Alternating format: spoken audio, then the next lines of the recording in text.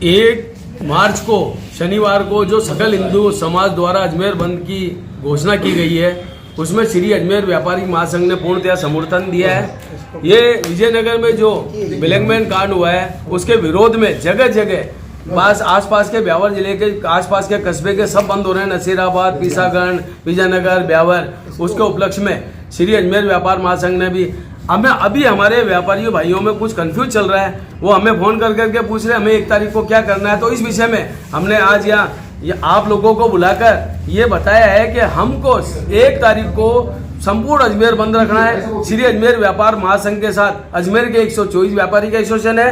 पूरा अजमेर करीब 20 से 25 हजार व्यापारी हमारे साथ है और उनका पूर्णतया समर्थन हमें है। हमें व्यापारी पूछ रहे हैं तो हम उनको कह रहे हैं अब आप अपनी स्वेच्छा से बाजार बंद करना है और इस 1 तारीख के बंद को पूर्णतया सफल बनाना है। श्री अजमेर व्यापार महासंघ के व्यापारी और मैं आम सारे व्यापारियों आम जनता को निवेदन आग्रह करता हूं कि आप 1 तारीख को 11 बजे से 12 बजे के बीच में गांधी भवन पे एकत्रित हो और वहां एक विशाल रैली के रूप में कलेक्टर साहब को ज्ञापन दिया जाएगा, उसमें शामिल हो।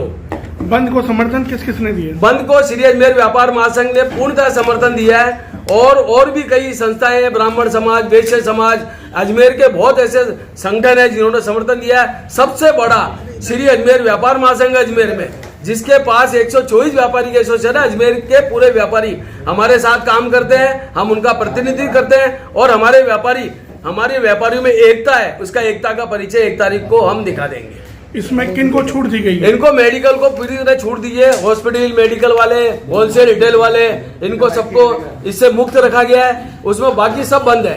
ऑटो वाले, टेम्पो वाले, सिटी बस वाले, फल फ्रूट वाले, सब्जी वाले, सबको इसमें शामिल किया गया है। बंद का समय कब से कब तक? बंद का सुबह से बिल्कुल पूरे दिन पूर्णतया बंद रहेगा। पूरे दिन का बंद का है। आपने जन आक्रोश रैली के बारे में बताया था, वो कहाँ से शुरू होगी? वो गांधी भवन से 11 बजे एकत्रित होंगे, 12 बजे वहां से रैली निकलेगी और सकल हिंदू समाज के साथ सभी मिलकर जो सुनील दत्त जी जैन है उनके नेतृत्व में ये रैली जाएगी और माननीय जिलाधीश महोदय को एक ज्ञापन दिया जाएगा।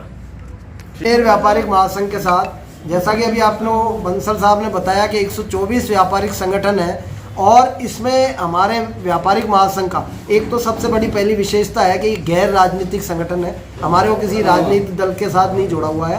हमने जो हमारा व्यापारिक संगठन है इसमें हिंदू, मुस्लिम, सिख, पारसी, जैन सब लोग व्यापारी हैं। तो हमारा धर्म जो है, महासंघ का जो धर्म है व्यापार करना है।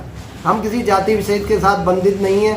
हम जो भारत का सबसे बड़ा डेमोक्रेटिक देश है, इस भारत में हम संविधान को मान्यता देते हैं। संविधान के अनुसार जो कार्य नहीं करता तो वो उसके जो है संविधान के मान्यता के नहीं होता है तो वो हम उसको मान्यता नहीं देते हैं। संविधान को सर्वोपरि मानते हैं। इसमें जो भी चाहे किसी भी बहन बेटी के साथ, और जैसा कि सब लोगों को पता है कि जो अपराधी होता है उसका कोई धर्म नहीं होता है, किसी जाति विदेश से नहीं जोड़ना चाहिए। अपराधी व्यक्तिगत होता है और उसका अपराध करने का कार्य भी जो है वो व्यक्तिगत माना जाता है। आतंकवाद का भी ऐसे धर्म नहीं माना जाता है, वो उसके आतंकवाद के हिसाब से पहचाना जाता है। और 1 तारीख को जो बंद का आह्वान किया गया है उसमें आप देखो छोटे छोटे ऑटो वाले, टैक्सी वाले, वो भी बंसल साहब से पूछ रहे हैं हमें तो जो आप निर्देश दोगे उसी अनुरूप हम कार्य करेंगे। तो आप देखो यूजर चार्ज में महासंघ ने छोटे से छोटे आप तो ये बताइए बंद के अंदर मेडिकल के अलावा किन किन को छूट है? सबको सम्मिलित किया गया है। इस बार जो बंद है उसमें ठेले वाले, सब्जी वाले, फ्रूट वाले, इन सबको सम्मिलित किया गया है। यातायात के जो ट्रांसपोर्ट के साधन है उनको भी इसमें सम्मिलित किया गया है। और 11 बजे का समय है, गांधी भवन पर सब एकत्रित होंगे और रैली के रूप में जिलाधीश कार्यालय जाकर के वहाँ ज्ञापन दिया जाएगा। और यह जो है आयोजन सफल बनाने के लिए महासंघ ने बंसल साहब के नेतृत्व में विभिन्न स्कूली बच्चों और कॉलेजों के बच्चों के लिए क्या छूट रही है? स्कूली बच्चे और कॉलेजों के लिए हमारा प्रयास है कि इनको कोई दिक्कत नहीं हो, इनके आवागमन में नहीं हो, क्योंकि शिक्षा के क्षेत्र में बच्चों को दिक्कत नहीं हो, उनका भविष्य बिगड़े, ऐसा हम प्रयास नहीं करते हैं। महासंघ ऐसे कार्य नहीं करता। आप ये बताइए कि सभी ऑटो रिक्शा या जो व्हीकल्स है, ऐसे में अगर कोई अप्रिय घटना हो जाती है, किसी के घर में इमरजेंसी हो जाती है, तो उसके लिए क्या छूट रहेगी? ये देखो आपको जैसा बताया कि एम्बुलेंसेस हैं और ऑटो वगैरह कोई रास्ते में जा रहा है, कोई अचानक घटना हो गई, ऑटो वालों ने आगे होके हमसे पूछा है कि हमें बंद में समर्थन देना है तो हमें क्या करना है। तो उनको निर्देश महासंघ के निर्देशों पर चल रहे हैं। उन्होंने ये कह दिया कि जो हमें आप मार्गदर्शन दोगे हम उसी पर चलेंगे।